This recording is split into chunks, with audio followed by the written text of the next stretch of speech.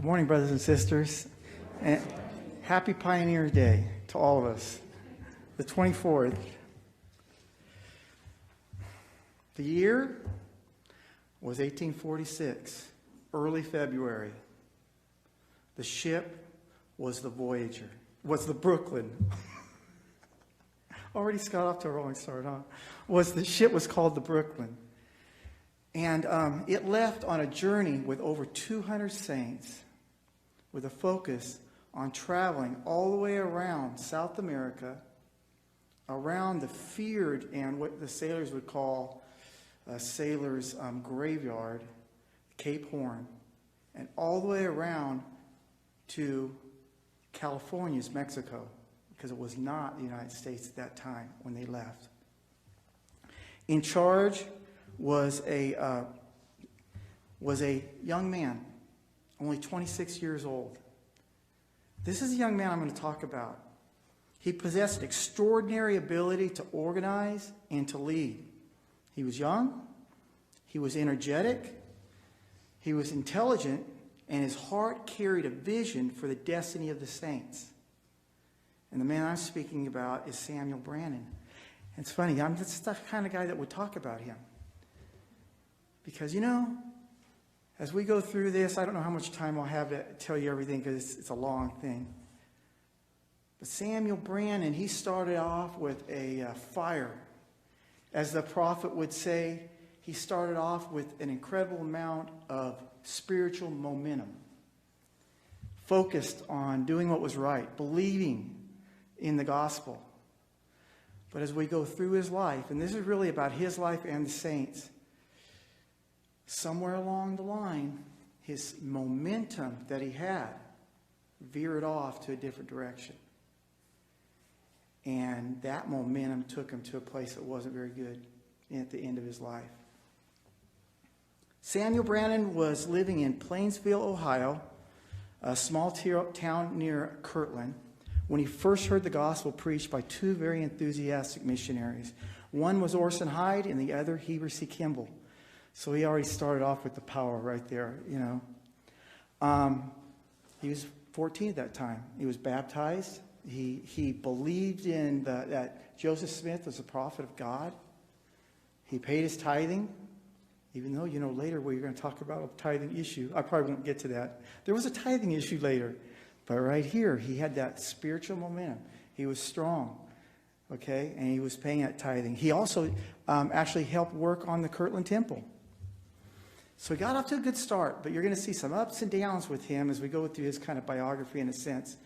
Because it was just 4 years later, so I kind of added up. He must be 18 years old now. And in the area that he lived in, there was a financial disaster. I didn't read the details of it, but it must have been some kind of financial disaster hit the area.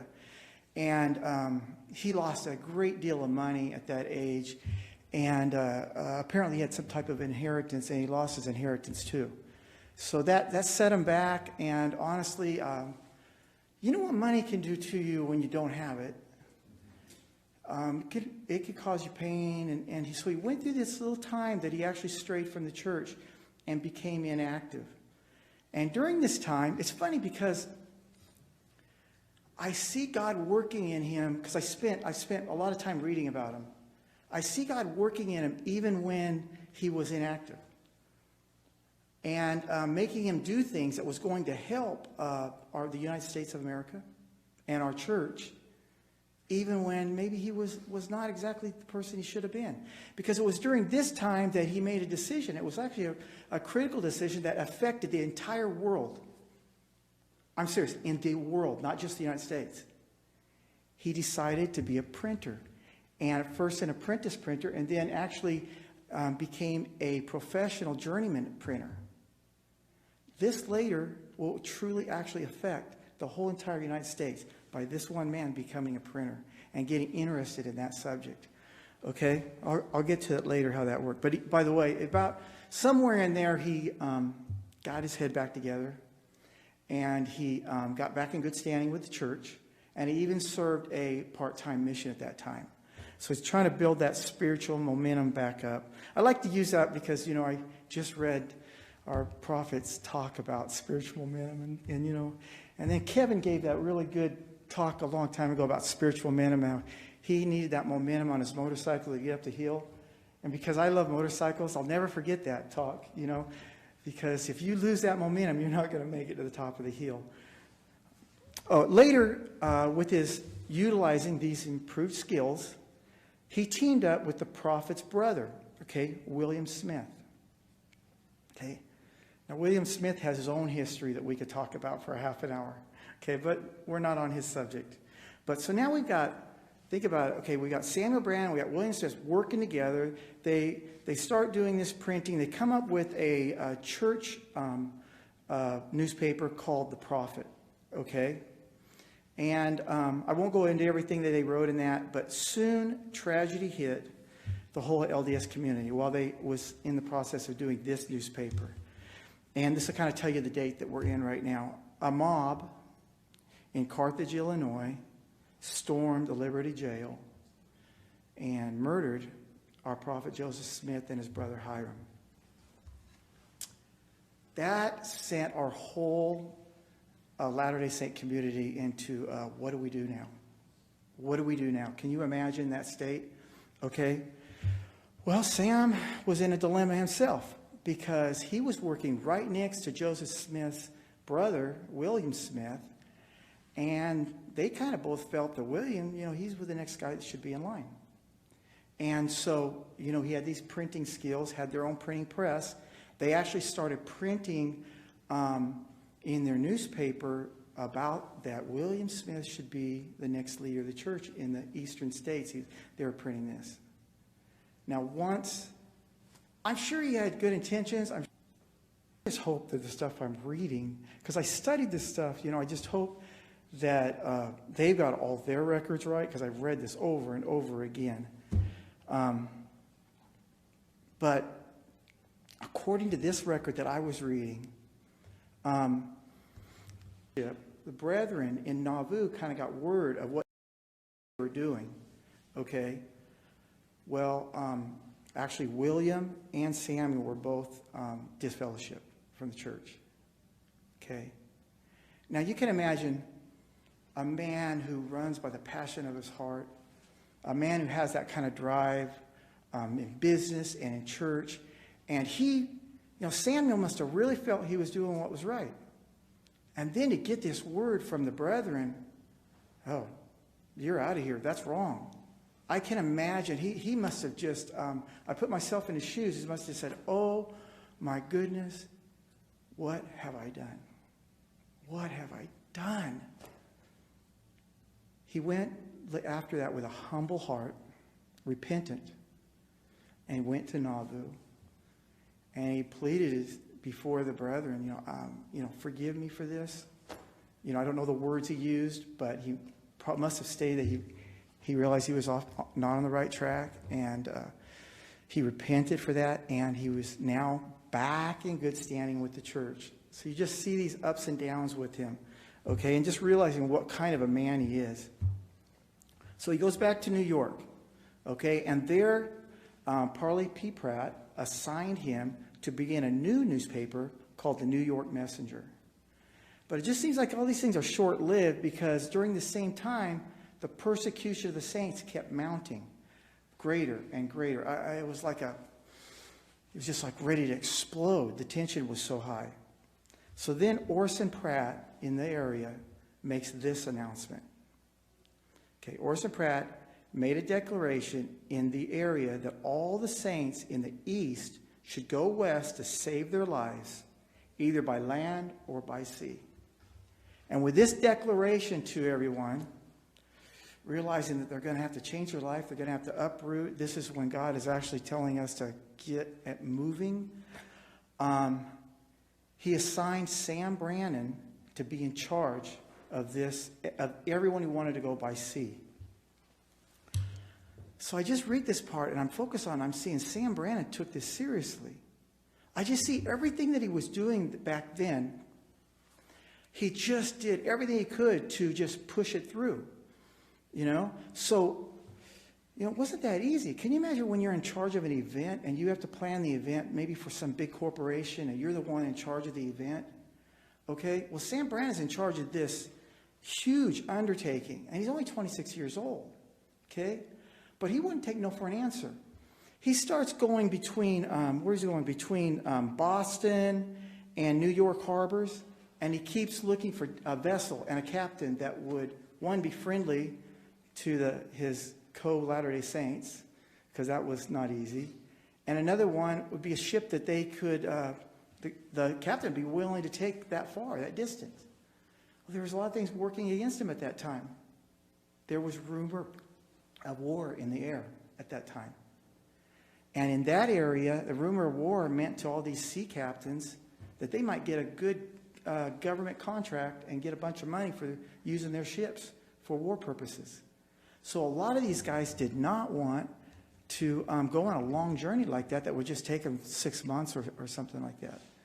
So anyways, finally, he chartered a ship called the Brooklyn.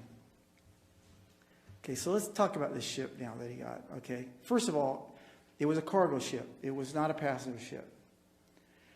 So it's about 125 feet long, 28 feet wide. Had an upper deck and a lower deck in the hull. Now, the hull is going to be where the people are going to be. Okay, so Samuel, here's another thing that I just see a lot of drive on. The hull was not ready for people to travel in, especially for 6 months. He literally organized a group of carpenters, whether it was his money, the church's money, or they found money, but it costed a lot of money for him to do this. And they totally remodeled that whole floor. You couldn't stand up in it. That was the only thing. It was only like this tall. So if I was giving a talk in there right now, I'd be saying, brethren, we'll be talking to you guys like that, because it would keep hitting my head. The kids could stand all the way up, but the adults couldn't stand all the way up.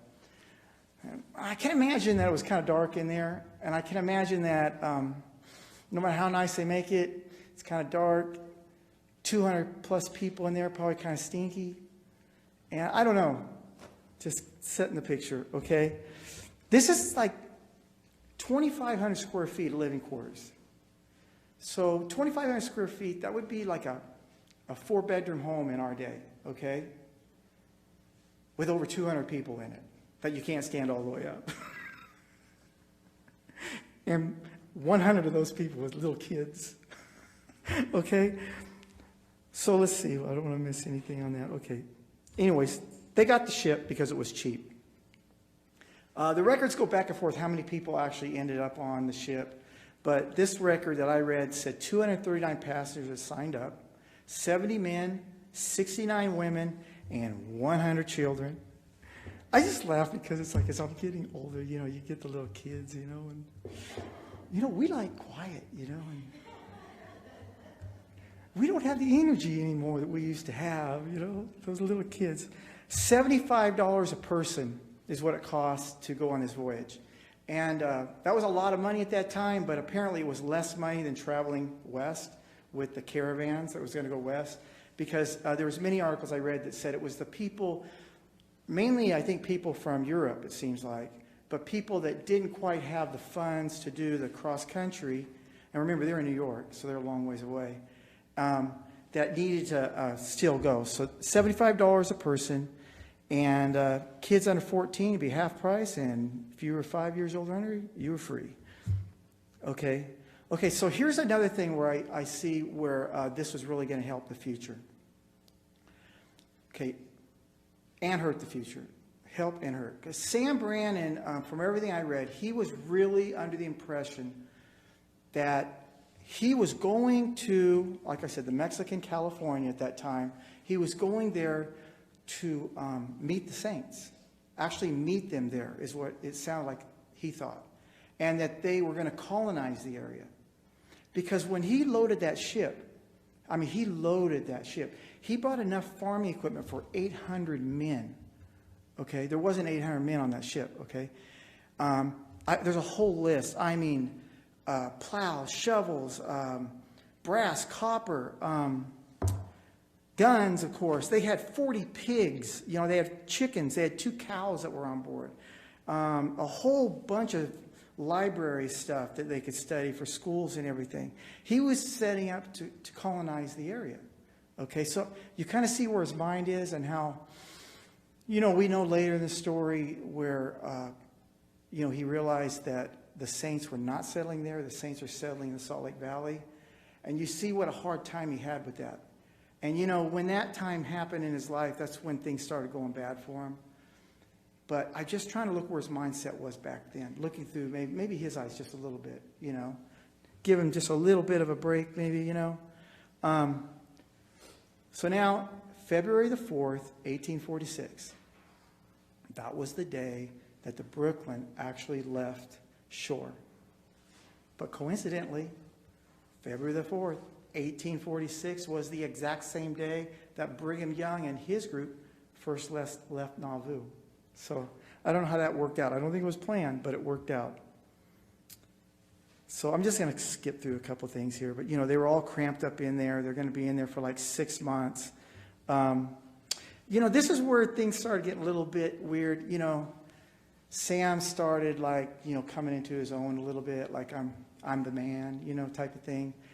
And everybody, the congregation of people, they were all in these little bitty square, little bitty rooms around, you know, the inside of the hole.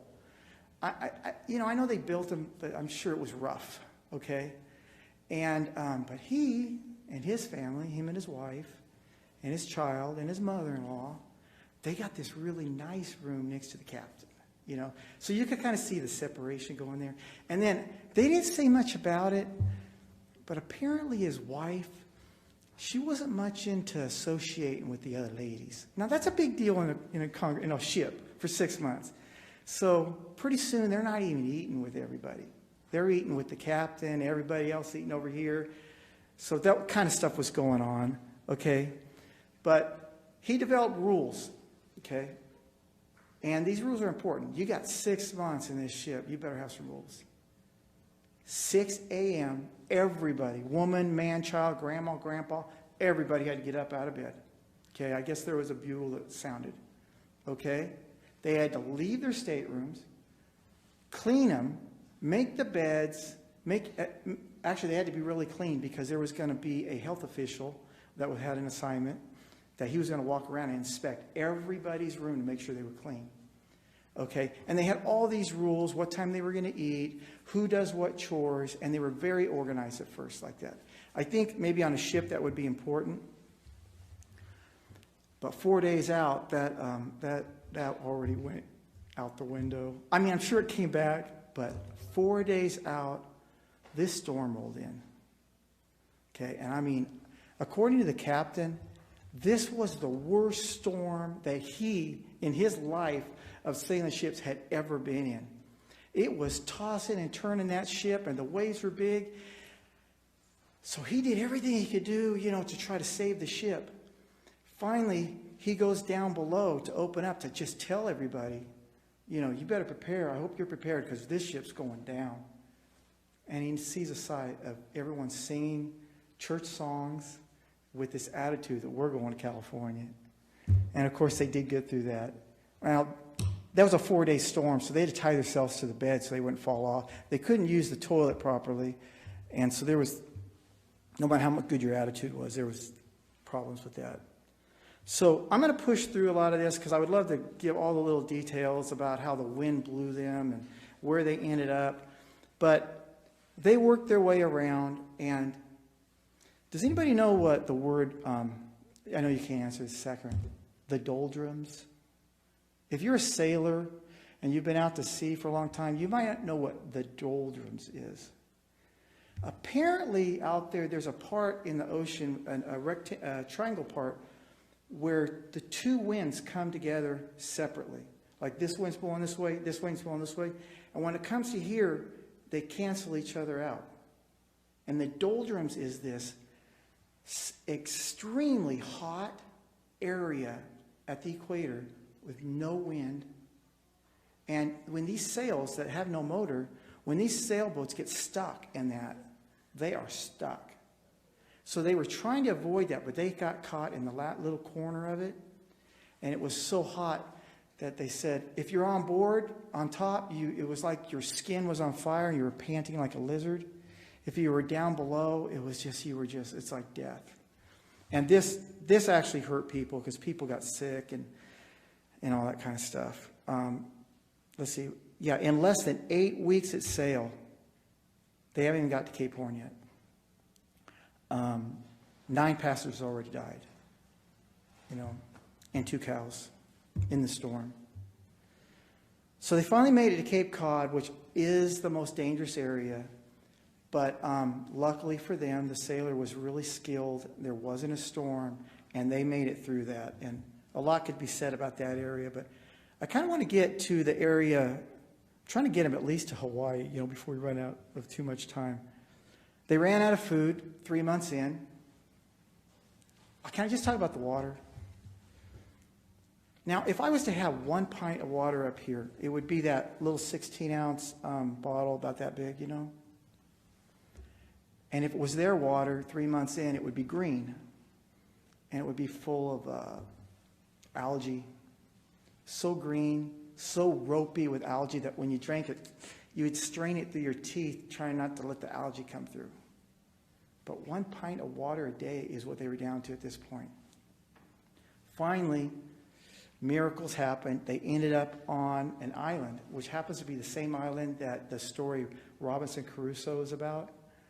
Anyways, I don't have a lot of time, so I'm going to skip that too, but they were able to get thousands of gallons of fresh water, fresh meat, fresh food, and it was set on their way.